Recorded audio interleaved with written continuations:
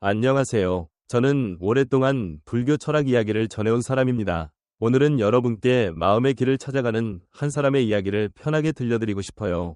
이 이야기는요, 너무 지나치게 일에만 매달리고 성공이나 물질적인 것에 집착하느라 스스로의 마음을 외면해왔던 사람들, 그리고 자기 내면이나 진정한 행복과 마주하는 걸 피해왔던 분들, 또 자신의 인생을 좀 더 나은 방향으로 바꾸고 싶어하는 분들을 위해 전해드리고 싶은 이야기입니다.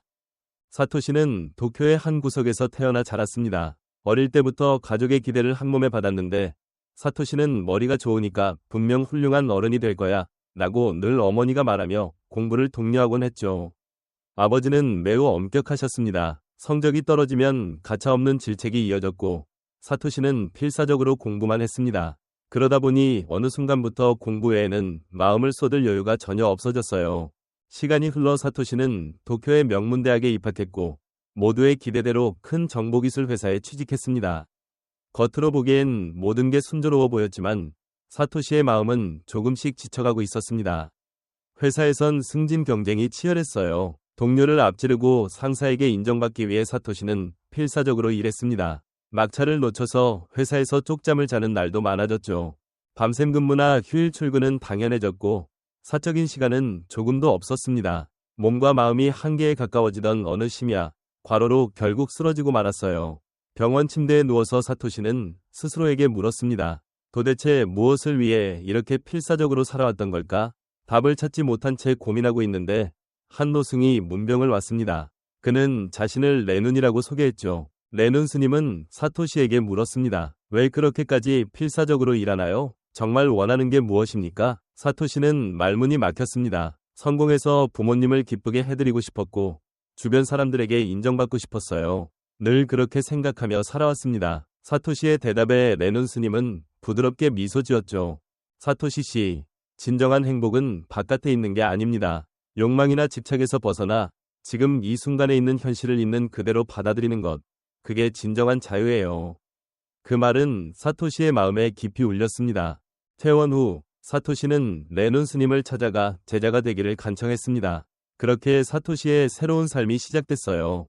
승원에서의 생활은 결코 쉽지 않았습니다. 새벽 예불로 하루를 시작하고 하루 종일 명상이나 고된 일과가 이어졌죠.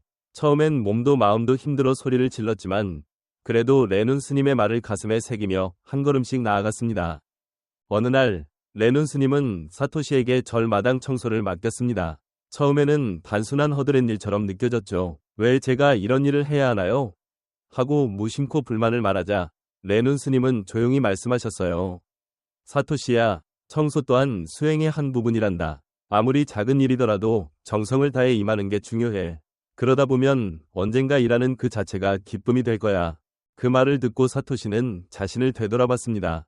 생각해보니 지금껏 일하면서 마음 깊은 곳에서 우러나는 기쁨을 느낀 적이 전혀 없었던 거예요. 그래서 사토시는 청소에 몰두하기 시작했어요. 하나하나 동작에 집중하며 지금 이 순간에 존재한다는 걸 온전히 느껴봤죠. 그러자 잡념이 사라지고 마음속에 신비로운 평온이 찾아오기 시작했습니다. 어느 날 레눈 스님은 사토시를 데리고 가까운 숲으로 갔습니다. 거기에는 작은 폭포가 있었는데 스님은 폭포 웅덩이를 가리키며 말문을 여셨죠. 사토시 씨, 잘 보세요. 이 폭포의 물은 끊임없이 흘러갑니다. 물은 바위에 막혀도 반드시 길을 찾아 앞으로 나아가죠. 서두르지 않고 조급해하지도 않으면서 그저 착실히 흐를 뿐입니다. 사토시는 폭포를 바라보며 스님의 말씀을 곰곰이 되새겼습니다. 지금 내가 할 수 있는 일을 꾸준히 쌓아가는 게 중요하구나. 그렇게 깨달은 뒤 그는 전과는 다른 마음가짐으로 수행에 임하게 됐죠. 청소나 잡무도 실증 내지 않고 성실히 해냈습니다. 처음엔 단조로운 작업처럼 느껴졌지만 레눈 스님이 이것도 수행이란다 라고 가르쳐 주시면서 사토시는 그 일에서 새로운 의미를 찾게 됐습니다. 몸을 움직이고 땀을 흘리는 그 과정 자체가 서서히 사토시의 마음을 풀어주었죠. 그리고 레눈 스님의 가르침 아래 사토시는 명상하는 습관도 들이게 됐습니다. 처음엔 단지 앉아있는 것만으로도 고통스러웠지만 점차 마음이 맑아지는 걸 느꼈습니다. 잡념이 사라지고 지금 이 순간 여기에 있다는 평온이 스며들기 시작한 거예요. 어느 날 아침, 평소처럼 명상하던 사토시의 마음에 깊은 평온이 찾아왔습니다. 지금껏 한 번도 느껴보지 못한 편안함에 감싸이는 느낌이었죠. 눈물이 왈칵 쏟아지며 볼을 타고 흘렀습니다. 집착에서 벗어나고 있다는 걸 분명히 느낀 순간이었어요. 그날 레논 스님의 안내로 사토시는 처음으로 탁발에 나섰습니다. 승복을 입고 거리를 걸으려니 조금 부끄러웠죠. 첫 집에서 보시를 받았을 때 감사 인사를 잊어버릴 정도로 어색했지만 한 집 한 집 돌다 보니 사람들의 따뜻함을 느낄 수 있었고 나 또한 누군가의 도움을 받고 있다는 사실을 깨닫게 됐습니다. 탁발을 마치고 저리 문턱을 넘을 즈음에는 사토시의 표정이 한결 부드러워져 있었어요. 이 하루의 경험을 통해 사람들은 서로 돕고 의지하며 살아간다는 걸 깊이 체감했습니다. 자비심이 싹 트면서 사토시는 더욱 사람들을 위해 봉사하고 싶다는 마음을 품게 됐죠.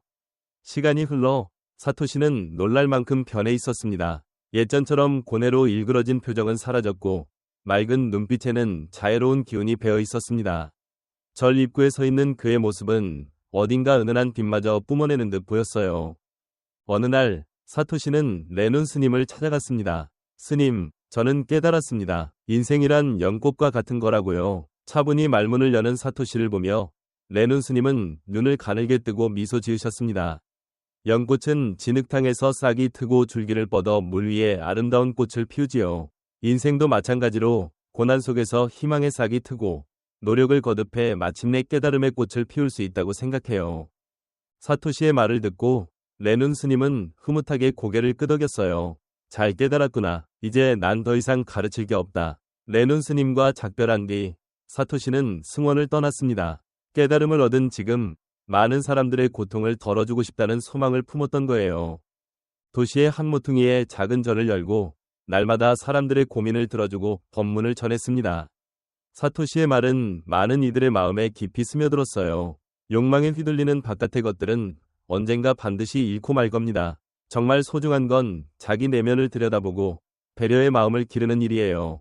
그래야 어떤 상황에서도 마음의 평온을 지킬 수 있으니까요. 세월이 흐르고 사토시는 점점 늙어갔습니다. 마지막 순간이 다가오자 그는 제자들에게 말했습니다. 내 여정은 한 송이 연꽃과도 같았구나. 진흙에서 싹이 터서 오랜 시간을 거쳐 서서히 꽃을 피웠던 것처럼 여러분의 인생도 하나의 연꽃이랍니다. 서두르지 말고 포기하지 말고 계속 걸어가세요. 제자들은 눈물을 흘리면서도 고개를 끄덕였죠. 그리고 사토시가 마지막으로 본 것은 절 마당 나무 아래에서 흔들리는 연꽃이었습니다. 그는 잔잔한 미소를 머금은 채 서서히 눈을 감았어요. 사찰들에는 바람이 불어 지나갔고 새 연꽃이 봉우리를 키우기 시작했습니다. 마치 사토시의 가르침을 이어받는 제자들의 모습 같았습니다. 이번에는 제자들이 사람들을 고통에서 구원할 차례였죠. 사토시의 가르침을 품은 그들은 다시 걸음을 내딛습니다. 모든 것은 덧없다는 이 무상함 속에서도 깨달음의 씨앗을 찾아 키워낼 수 있는 게 인생이라고 사토시의 생애가 우리에게 깊이 전해주고 있습니다. 한 청년이 걸어간 깨달음에 이르는 긴 여정. 그 여정은 마치 연꽃이 아름답게 피어나듯 많은 사람들의 마음에 희망의 불빛을 밝히고 있습니다. 사토시의 뜻을 이어받은 제자들은 연꽃사라 불리는 그 작은 절에서 오늘도 사람들을 이끌어주고 있습니다. 헤매는 영혼들을 연꽃처럼 아름답게 다시 피어나게 하기 위해서요.